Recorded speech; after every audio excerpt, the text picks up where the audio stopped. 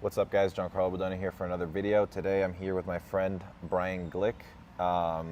Brian is an OG Danaher black belt, and we have been training for the last couple days, and yesterday we did a round together that we recorded, and so we're going to do a little bit of a video breakdown for you guys, so appreciate you being here. Of course, thank you so much. It's very exciting. So we did this round, a little bit more of a flow paced round, which I think is really good for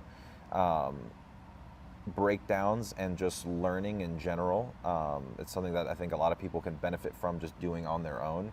And obviously, you know, when you're in a full resistance match or round, there's stuff to be learned there. But one thing that I really like about training this way is, as you were mentioning, it's a lot easier on the body, and it's very good for practicing just decision making on the fly without, you know, that major threat of I'm going to get submitted or I'm going to get my guard passed or end up in a terrible situation. So just your thoughts on that. Yeah, I mean, I think, you know, everything at high levels, everything is very consequential. It's like if you make a small mistake, you can, you know, if I make a small mistake and we're going really hard, the chances of my getting out or being able to undo that are pretty small. But when you train in a way where it's a little lighter, you can get into bad positions, as we do, and you'll see in this video, like we get into some bad positions, but then you can also have an opportunity to work out. Yeah. And I think especially when you're learning something, maybe not when you're like polishing it or working to perfect it, or it's, you know, pre-tournament or pre-competition, but in the learning phase, I think this sort of training is really, it's essential. You know, you have to be able to do it. Because it's one thing to drill in isolation, it's a totally other thing to train in context and like put things into context and in their right place. Yeah. And if you don't have a method or a process for doing that, then a lot of times, even if technically you feel like you understand what you're supposed to do, when the time comes to do it, you're lost. Yeah. You don't know kind of where to put the pieces. Exactly. Yeah, I agree. So let's dive into this, and then we'll take some time to stop and talk about certain things. Yep. So, you know, one thing is, I mean, we start standing, like, you know, you sat to ground to guard, but, you know, there's going to be a few things in here where we're standing up, and we'll talk a little bit about that. But I think being able to integrate standing and ground for jiu-jitsu practitioners is just super important. Yeah. I was actually talking to Travis Stevens. We did back when I was living in Boston. We would train together occasionally, and we would do stand-up judo, and he actually was one of the guys that recommended me doing this if I wanted to improve in standing position, because you just get to feel whether or not it's the right time to go into a move, you know, whereas it's hard to get that feel every time when you're in like full-blown resistance. Yeah, and even a position like this where it's like you know, you can have the confidence to take a shot. It doesn't have to be a perfect shot. Exactly. You know, I'm going to sprawl, but I'm not going to, you know, crush you, you know, or try to crush you, you know, in the sprawl. That was a cool sequence. So we'll go into that drag out too in a second. But we ended up standing. So I came up on the single leg. This actually happened a few times, we'll touch on that, but you snapped me into a front headlock, and then you went to go behind, and from here, when I tried to maki komi roll you, I trapped the far arm.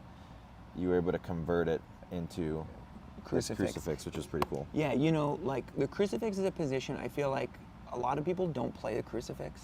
And I think some of it is because there are other back positions that afford more, like you don't get points, you know, there are no hooks inside, it's not a body triangle. But I do think that there's some like good control and good opportunities, especially with a scrambly person, to you can pin the person in a way with the crucifix. You know, we're not doing a lot of that here because we kind of keep moving, but I think that there are a lot of opportunities to pin and put some pressure and also kind of enter into either transitions to front headlock. You have kimura attacks and all that stuff. So and you can control somebody way bigger than you with crucifix with relative ease. So then we went into, you converted to front headlock, and you see it, like if you guys are watching this roll, how like it's almost like we're exchanging one or two positions with each other. Like he'll do one or two things, and then we'll go back and forth between offense and defense. But this is the video that we filmed for your channel on the drag out. So as soon as Brian comes up to the front headlock, circling the head to the inside, and then posting and dragging the arm by, and then you did a good job stepping over to counter that. Yeah, that's really, I mean, this is such a strong move here because, you know, when you're coming up out of positions where you've got some control, it's a scramble, and you're moving into a front headlock, you know, what you're looking for is, I mean, I'm in a little bit of a bind here because I need that left hand to heist. Yeah. And the right hand is like, it's good, but it's not great. And you're already at the angle that you need for that drag out. And then boom, it's like almost too late. And what I was saying to you before is this feels a lot like a throw by. Yeah. And if you look at kind of where I land, if we were doing a throw by in the standing position, pretty similar. It would be almost identical. Yeah. And then it's like, oh, now I got this big problem. And I think that one thing that I've learned from working with you is, you know, head height and hip height make such a big difference. Mm-hmm. And so a lot of times you can't win the battle for head height, but you can win the battle for hip height, and then start to make you know, positional changes that put you in a good spot. And you know, this whole series goes back to something else, you know, that you talk about a lot, which is, you know, chest to back, and I don't get that here. And it's like this whole thing is all about I'm trying to get my chest on your back. Yeah. And once your back hits the floor here, and it's a battle again that you're talking about, head and hip. Yeah. Right? So you're beating me at the head, and then just like you did in the last one. Right. Then I have to kind of win at the hips to recover that position. Exactly. And then, you know, any hopes of taking your back are now gone. And I think that, like, you know, starting to realize that is a big, you know, it's a good thing. You know, a lot of times in this sort of training, you're realizing you get to see kind of what you're missing. 100%. You know, because things are transitioning here. And your leg movement here and just your passing is so good in general, but so smooth.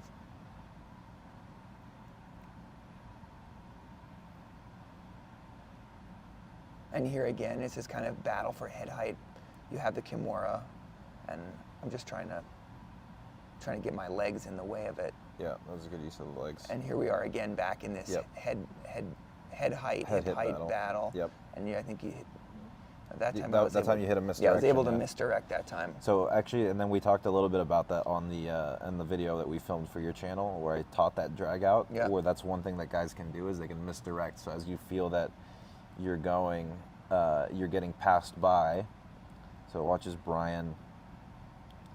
He has that front headlock. This time he has it even better because he actually has my tricep with his left hand. And right as I go to drag out, he actually just goes with it, and then he's able to flank me on the left side. This is a nice transition. And now we're back up. And yeah, I mean, all this stuff, again, like, you know, going back to what we were saying before, like just having the confidence with your partner to integrate all of the positions into, you know, transition, standing to the ground, from ground back up to standing, you know, leg entanglements that would otherwise be, you know, they can be dangerous to play with, especially if you don't have exactly the right answer. I mean, this is a terrible position for me to play with. Yeah. But, you know, because we're moving at this pace and we're trading and, you know, we're willing to exchange, it lets me make mistakes and still kind of survive. And I think that especially for people who are trying to learn leg locks, you know, and heel hooks, knee bars, and that sort of thing, you learn by being in the position as much as you do doing the position. Yeah, and you can do these drills, like John a lot of times calls them creativity drills, where it's like you're just playing from a specific position, where you're just doing like passing, or, you know, whatever the case is. It could be bottom position, standing. And here we're kind of flowing through every position, but you could definitely break it down. I just want to highlight, you know, you're Granby, and this is such a nice kind of transition. I love this, and I try to do it, but I'm not great at it. When you're able to hit this roll, and from, you know, normally I think like at a lower level, people will hit a shoulder roll with the intention of getting back to the guard and getting their legs back in front. And that's great, it's good if that's your intention, if it's to be on your back. Yeah. But you keep rolling through, so you go from one shoulder to the other, and then pop back up ready to shoot again. Yeah. And I think that's, that you can see where I'm like, now I'm a little. You're coming up, yeah. I'm like trying to frame out because I was kind of expecting to be put back in the guard. Right. But now I have to deal with this, which is not that great for me. Yeah. As you can see here.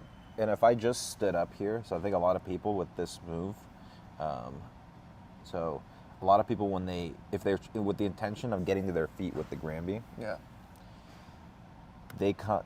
So I stayed down. A lot Right. of people will try to stand up. Right. And so if you stay down, you have the opportunity to shoot on your partner because you can see that a lot of times they're already going to be Yeah. standing. Yep. And as you go to rise, that opens up the legs. Yeah. But if I was to rise and you were to time my rise, you could potentially go in and Yeah. shoot in on me. Yeah. So that's one thing that I think some people maybe have trouble with. They roll and then they go to stand up. Maybe they don't have the background in wrestling or whatever the case Yeah. is.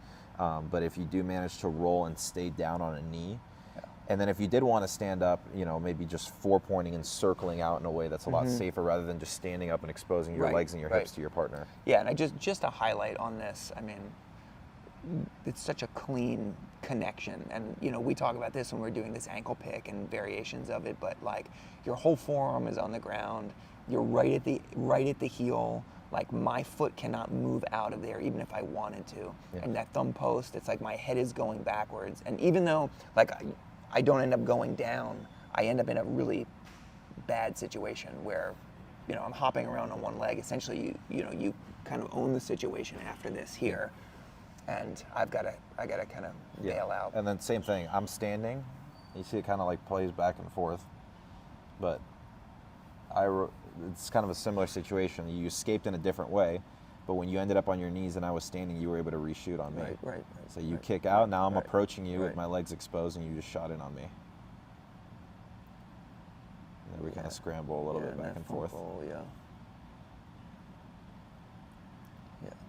Yeah, and I think like this sort of thing, it's tough, and I think that for people who are watching, it's like you're not always going to be able to do this sort of thing where you're just kind of rolling from one place to the other. But I do think that sometimes we get stuck in like we start to panic in situations like this, Yeah. and it's like your brain takes over and you're like, what am I supposed to be doing? Where are my hands supposed to be?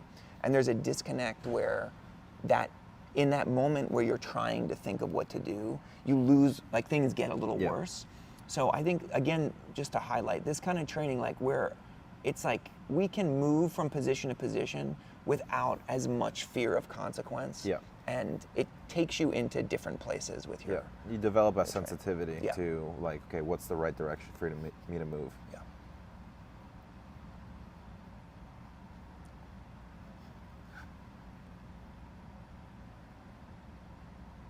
And the same idea about kind of trying to get up on the shoulders. Yep. And level changing. I mean, level changing is huge. Just this whole sequence, it's like if you watch how many times it happens, it's like I'm underneath you, then I'm above you, then you're kind of behind me, then I'm under you, Yeah. you're above me, now And then you're shooting on the legs. yeah, I'm shooting, and Yeah. now my hips are higher. It's just this kind of constant level changing, which Yeah. I think you see in scrambles and really high-level tournaments. But it can be, again, hard to chain together if you're not drilling in this kind of fashion. This Yeah. is amazing. This is great. One thing that Brian does a lot, and you see it a little bit earlier in the video too, when you were on top, kind of loose passing, but you saw it there, is that you never get entangled in the legs for extended amounts of time. And so that kind of exhausts. So if we go back a little bit to where you end up on top, even as you're coming up, you're already searching for the angle. Like you're not even worried about, you're just moving out to the side. Yeah. And just kind of controlling ankles and making it so that I can never really generate good off balances in bottom position. And even here, like I start bringing my legs in, throw up the arm bar that gets you pulling away. I try to enter your legs, but you're immediately addressing feet and then moving out to the side. Whereas I think a lot of people would just stay kind of in the guard.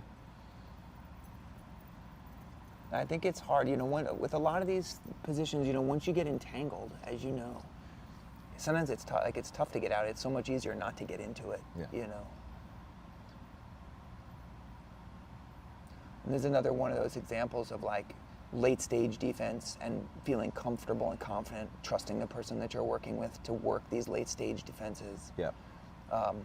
You know, it can be hard if you don't trust the person that you're with not to kill you. Yeah, for sure. You know, Yeah. You don't actually get access to those late stage, you know, periods where you do need to be able to work. Yeah, I agree. Because when you're doing late stage stuff, I mean, like most of the late stage escapes, imagine like a late stage rear naked choke escape. It's like a 5% Right, a chance, success you know rate. what I mean? Yeah, but like yeah. if you actually get a chance to like try it, Right. then you're gonna have a lot more confidence when it's like if it, you know, does come on, or a heel hook or an arm bar or whatever the case is. Yeah. Yeah, and like I was telling you, we used to not do that much. I love this, by the way. We used to not do that much late stage stuff. Because I think, you know, in the old days, it was like, if you got caught in something, that was just, you just got caught in Yeah. it. You know, people would tap. You get caught in an arm lock, you're tapping. Yeah. It's not this kind of thing where, oh, you're working your way out, wiggling your way out. Yes, exactly. Can you say talk a little bit about this? It's so good. So like, because I have the single leg here. Yeah. I feel pretty good about it. I feel like I'm in a pretty good spot. When you go to this ankle pick, Yeah. can you Yeah. tell everybody kind of So what you're thinking that's of? something that we've been that I picked up during the ADCC camp last year, was using that ankle pick defensively, and you see a lot of people in like in wrestling use that, but because when you're getting shaken down on a single leg, so if we go back a little bit, very often, if you're really fighting to not concede position, so like and most of this roll, we're conceding position, right?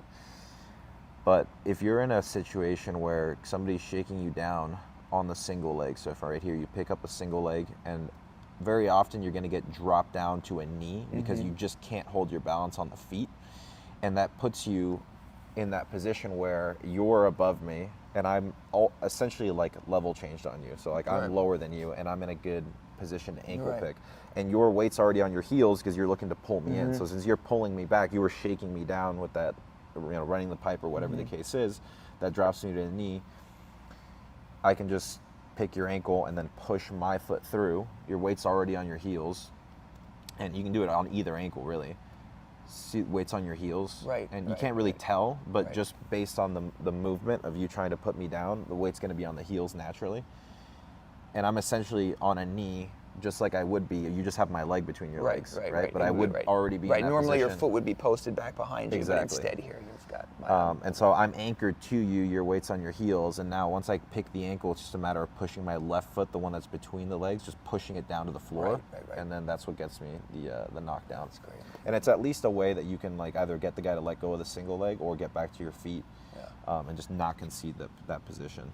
And this is, you hit this once before also, this funk roll, which I love. I feel like this is a great move for people, especially if you are a smaller person. Yes. Because you know, I mean, obviously you're a little bigger than me, but with a locked hands double, or if you're the smaller person, you're often gonna get lifted here. Yeah. And so if you don't have an answer for that, it can be devastating. But this is such a good answer, and you can see your hand goes right to my ankle.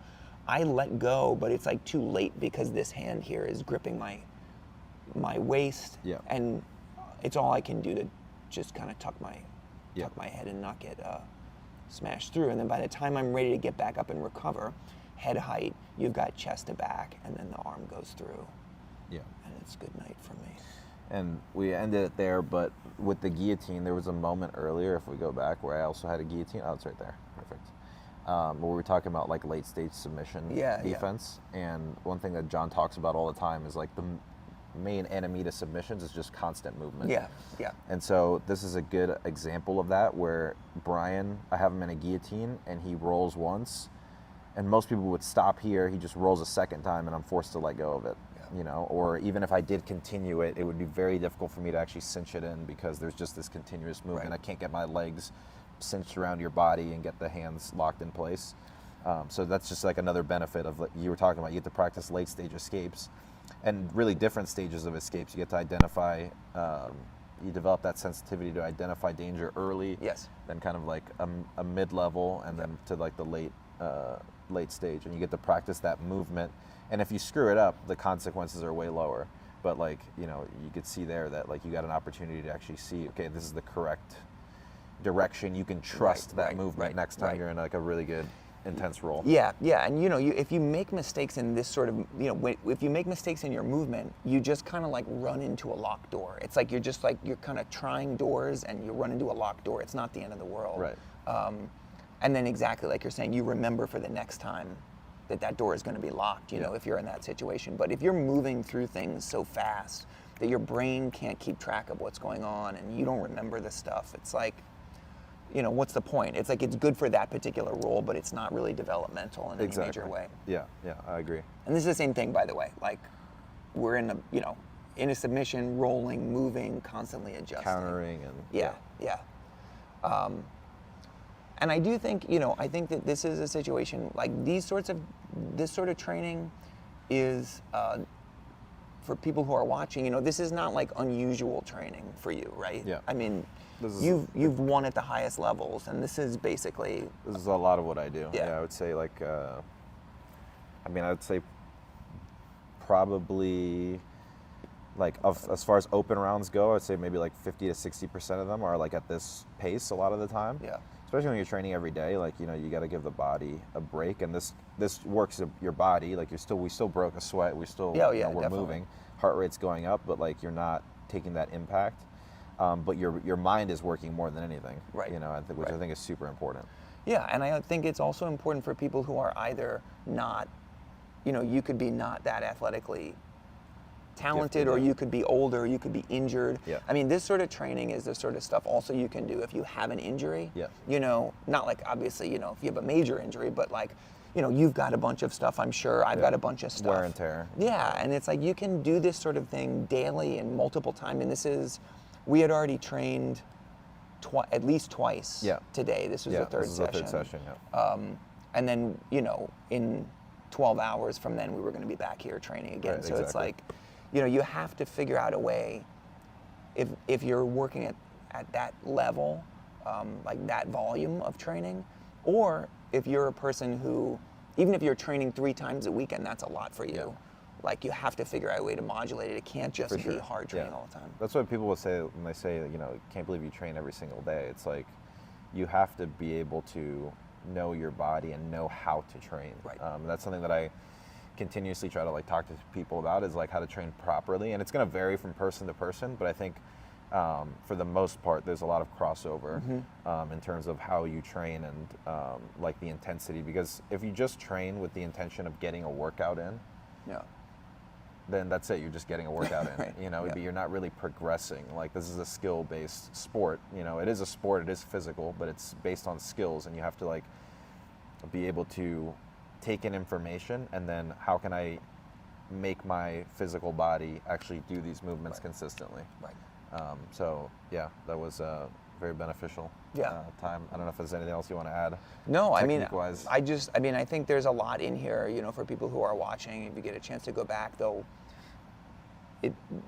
this sort of, you know, when we're doing this, like, there's a lot of stuff that I think, I'll speak for myself, but I think it's probably true for you. You know, we're like bringing in stuff that we're actually using. Yeah. You know, it's not, even though it's, you know, at this level of intensity, it's still like we're really trying to engage at a high level with each other. You know, I want to, you know, my goal is to give you good problems to solve that are useful for you in the moment and then also later on.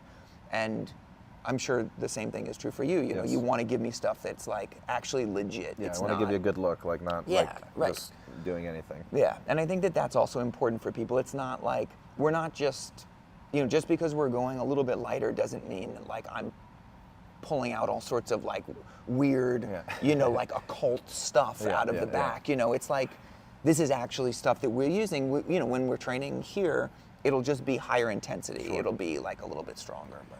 And another thing that I'll add too is like it takes practice to be able to train this way. Because a lot of times I'll try to have my students do these types of drills and rounds that are you know, they're a little newer. They're like in their first few months or year or whatever the case is, and there's still that like rigidity Yeah, to where trying it's, too yeah, hard. exactly. And Yeah. I'm just like, it's not about winning.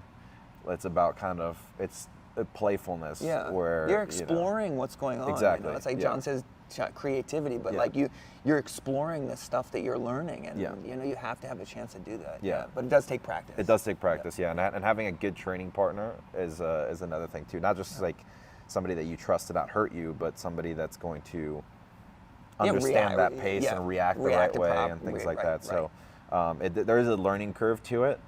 We've both been training for a long time, so it's obviously going to be a little bit smoother.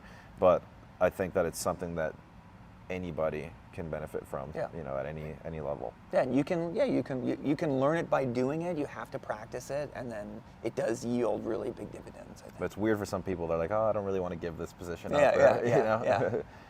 Yeah. Also, I mean, I think like if you're afraid of positions, I say this, you know, in the classroom too. Like, we don't want to be like you don't want to be afraid of any position. Yeah. You know, and I think that if you're a recreational practitioner, you know, there's a tendency sometimes to be like, oh, you don't want to get caught in the arm lock, or you don't want to get heel hooked, or you don't want to be in a guillotine, and the fear of that is really detrimental, I think, to your overall growth. Like, if you really want to do jiu-jitsu well, you can't be afraid of these bad positions. And I think if you're with a partner who punishes you every single time that they get on your back, it's just like they're grinding, you're going to hate the position. So you need a little bit of this to be like, yeah, it's a bad position. We can all agree that being in the front headlock or being in the guillotine or, you know, cross ashi, like, it's a bad place to be. But you don't want to be afraid of that position. It's a right? fear. I mean, you feel like that's true? Yeah, I think it's like, for a lot of people, it's like a fear of the unknown, because they don't know what to do in those positions, so they kind of like freak out. Right. But if you're willing to spend time there, then you start to acquire the knowledge, and then you start to realize, okay, this is, as long as I position myself this way, as long as I understand what I need to be aware of when it's a live setting, then, you know, that kind of all starts to come into play when you're rolling. But if you just are willing, or just unwilling to accept it, then it's an hard. issue. You're always afraid of it. You know, it's like, I mean, I think it's like a lot of stuff in life where, you know, we're afraid of things, and as a result, we kind of stay away from them. And most of the time, not all the time, but like most of the time, the way you become not afraid of something is you go and do it, you know, and then it turns out that it's not quite as bad as you thought. You start to understand the position better and all that. I watched you, like, I think takedowns and leg locks are one of those two of the positions that I hear that the most. And people say, like, I don't do leg locks because I got bad knees, or I don't take takedowns, I'm too old. But I watched Brian yesterday train with Satoshi Ishii for like an hour and in the gi, and you guys had an awesome session. You guys moved around, grip foot, and he's like at least 100 pounds heavier than you. Like, he's like 250 pounds. Yeah, Olympic gold medalist. Yeah, just a freaking tank. All Japan, and you guys moved so well, and you were like totally comfortable in those positions. And I think that's probably a big reason why. Yeah, and you know, I also think like you want to be a partner. You know, my goal in a situation like that is I want to learn as much as I can from him. Yeah. You know, as is same with you. You know, in this training, it's like we're training with each other, but I want to learn as much as I can, and so I think you have to be the sort of partner that you want to have. Yeah. And if you can do that as a student, then you end up building those sorts of, you know, those sort of situations find you. Yeah. You know, but like if I had any, you know, if I went in there because I just didn't want to be thrown by, you know, Satoshi, and I was just backing away. First of all, I was going to get thrown anyway, no matter what. But second of all, it would have been this like really kind of fearful, rigid experience, and instead it's like, no, you know, you've got to see what the person does and explore that and have a good time doing it, and you know, it's like that's the only way you're really going to learn. Yeah, for sure, I agree. Thanks so much for doing this. Oh, thank you. This was a pleasure. amazing. No, it was really great. Guys, so we did a couple of collaboration videos, which will be up soon. Brian Glick has a YouTube channel. You guys should check it out. I'll leave the link in the description. As always, thanks so much for watching the video, and I'll see you guys soon.